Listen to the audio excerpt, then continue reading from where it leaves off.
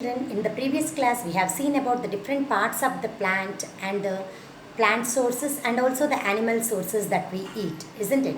Now, we are going to deal with the method of preparation of food and also how to get the taste of the food and preservation of the food that we'll see in today's topic. Okay, children? Now, seeing the method of the preparation of the food. Different methods are carried out by the different people to cook the food in a very palatable and in a delicious manner. We follow different methods in cooking the food. They are boiling method, steaming method, fermentation, frying, deep frying. So these are the different deep frying, shallow fat frying, and also the roasting process, cutting and mixing. So there are so many methods which we follow in the preparation of the food. In fact, some of the processes in the preparation of the food items are given in this table. You can see here, ma. See here, this is the boiling method which involves in cooking of different food items like rice, dal, vegetables and eggs. Okay, this is the steaming method which includes in cooking idlis, dokla, pittu and kudum.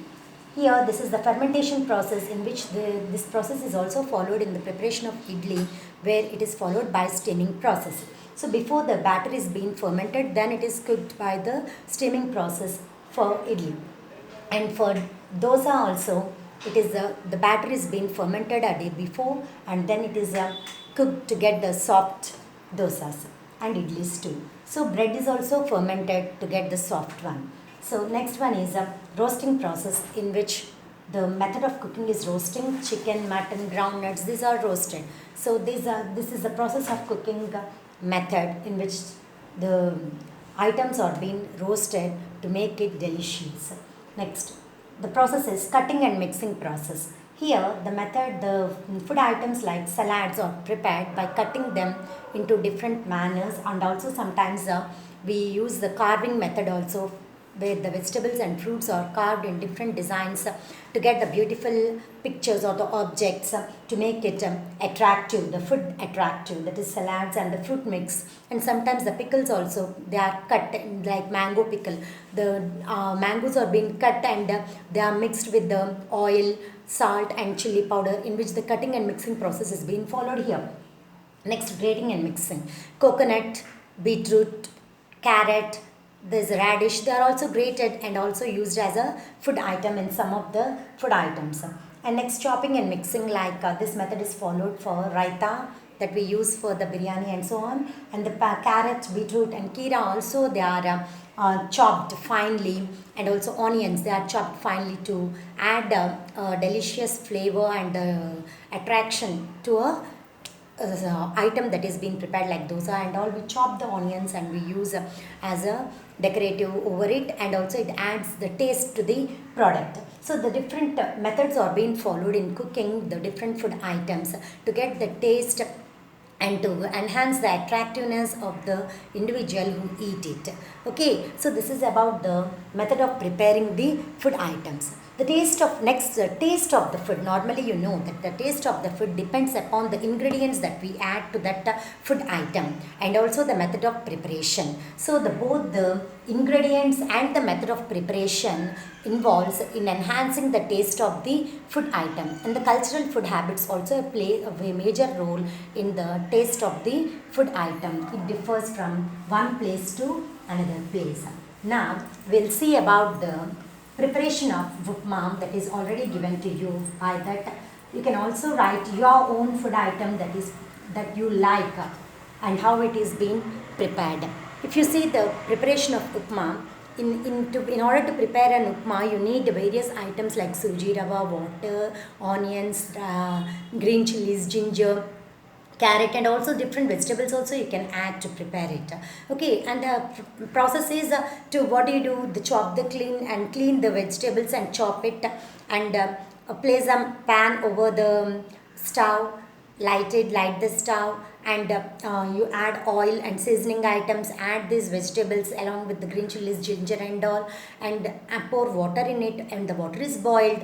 You add the suji rava, that is maintained the upma rava, you add to it, where the upma rava is when it boils and comes to a stage where you after stirring and the rava is ready to get boiled, you can stop it, and after a few minutes when it is thickened, the upma is ready, you can say, isn't it? So it's very easy preparation in the for that preparation of upma. So it's a very easy, and you can make it palatable with various vegetables, adding vegetables to it, oil or ghee, and also the cashew nuts to enhance its taste. Also you can add. Okay, so vegetables, oil, ghee, and seasoning items.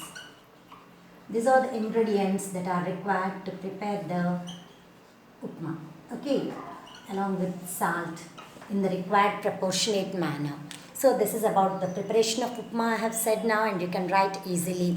Page number 7, you see here clearly it is mentioned how to prepare the upma. Okay, so you have to write aim, apparatus, what to do, that is procedure, and what do you see, that is observation, what did you learn. So from this preparation, what did you learn, that is different ingredients are required to prepare different food items and make it tasty. So that is taste of the food depends upon the ingredients. From this we can understand that taste of food depends upon its ingredients.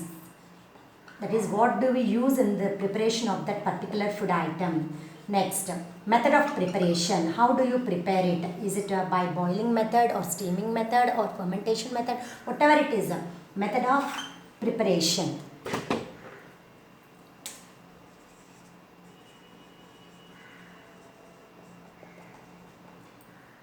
Ingredients, method of preparation, and number 3, it is the cultural food habits also plays a major role in the enhancing the taste of the food in the place where they live in, whether it is a different places where in our country we are of various, we live in various places where the food habits differ from one place to other place. So North Indians mainly prefer wheat, whereas the South Indians prefer the rice products, isn't it? So the taste of the food item depends upon the cultural food habits of the people living in a particular place. And next, I have already told you about the vegetable carving. What is vegetable carving? Vegetable carving is it's a different designs and decorations with vegetables. So making different designs and decorations with vegetables is called as a vegetable carving. Designs and decorations with vegetables, it is called as vegetable carving. Next, we'll move to the preservation of food. Why is preservation necessary? Preservation is necessary in order to avoid the spoilage of food. In any time, if you and preservation mainly involves various steps. That is, how do you prepare the food?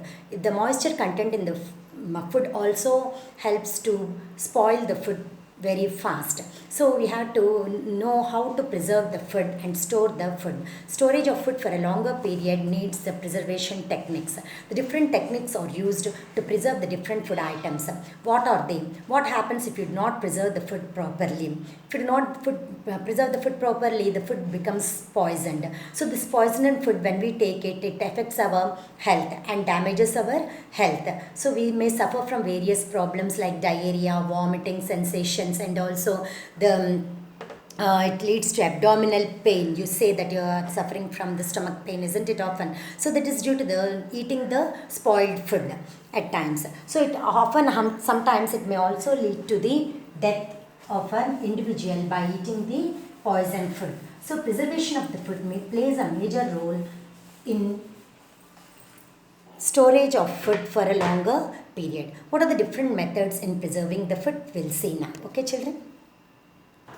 So preservation plays a major role in our homes also.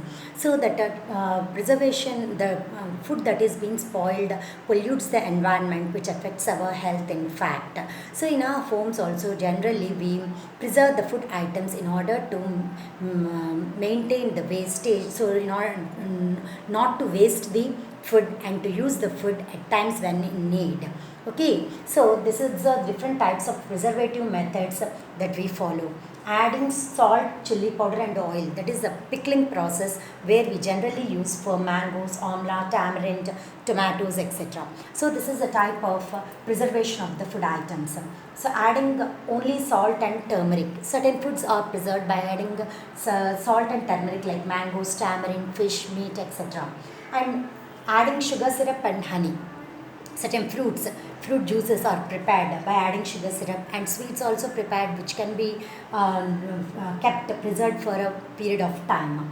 Next, drying process, mainly the fish are dried and kept for preserved for a longer period. Chilies, papad and mangoes are also by drying process we get the amchur from the mango which we can use for a longer period. Smoking, generally the fishes in the coastal areas are smoked and the moisture content in the fish is being removed by this process and preserved for the longer period. Adding chemical preservatives. These are the potassium metabisulfate or the citric acid like benzoids and other nitrates and sulfates are being used to preserve the juices, that is the juice that we get from the markets and all. They are being preserved by using the chemical preservatives to be preserved for the longer period. But some of the chemical preservatives are very harmful to our health. So they contain the harmful preservatives. They are harmful to our health. We should avoid using the chemical preservatives mostly. And the canning process is generally for the fruits that come from the different places are being canned and they're sealed and marketed from different places to from one place to other places. So these are the different types of preservation techniques that are followed to preserve the food for a longer period. If this preservation is not done, then the wastage of food takes place, and also the food that is required in need, that is in times when they are not available, can be used easily with this technique. So that these techniques are used in home also to preserve the food. Okay children, next we'll see about the different food habits of the people. As I already told you children that the taste of the food depends upon the cultural food habits. As our country is a secular state and it contains various regions and languages where the people of various regions cultivate the different food habits. So in our country, North Indians mainly prefer wheat and the South Indians prefer that is rice, as you know it well. So the rice and rice products like the chirudanyalu, we say that cereals and the chirudanyalu that we take generally like jannalu, samalu, sajjalu, arigalu, we say. So these are all the millets that we use in our daily life and also lead to our health, that is good health. We should eat different varieties of food and should not say no to any of the food products to keep our health in a good condition. So in order to maintain our health, we should eat all the types of fruits and vegetables along with the all cereals, that is including the chirudanyalu like finger millets, pearl millets, great millets, foxtail millets and proso millets, where they look in local language they are called as jonnalu, sajjalu, here it is ragulu, finger millets, it's ragulu. So ragulu, sajjalu, jonnalu, korralu and samalu. Okay, so this is about the different food habits, that is in north mainly they prefer the wheat, in south we prefer the rice and rice products like this. Okay, so many times we say the people will be hearing that they say I do not like this food and that food. That is not a good habit. We should develop the cultivate the habit of eating all types of fruits, vegetables and food items that is being prepared.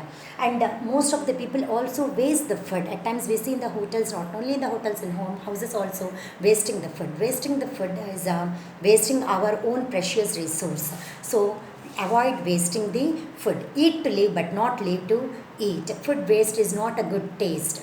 Today's wastage of food is tomorrow's shortage of food. Okay children, every bit of food is potential, that is it is a very precious and you should preserve it. Every bit of food is costly and you have to preserve it. Save food and save the world. Enough is not enough. So you have to say, so you can say that enough to food but should not say not enough. Okay, that's clear. Thank you very much.